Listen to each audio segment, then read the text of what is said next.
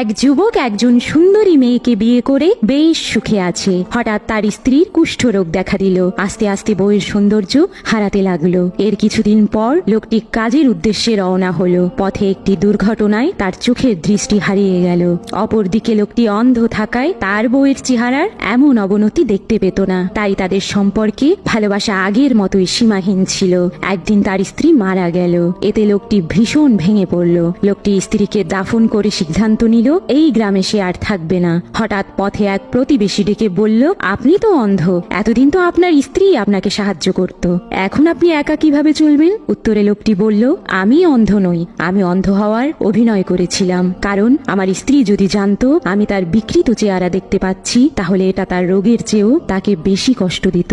আমি তার সৌন্দর্যকে ভালোবাসিনি, আমি তার মনের গভীরের ভালোবাসাকে ভালোবেসেছি। শুধুমাত্র তাকেই খুশি রাখতে আমি অন্ধ হওয়ার ভান করেছিলাম।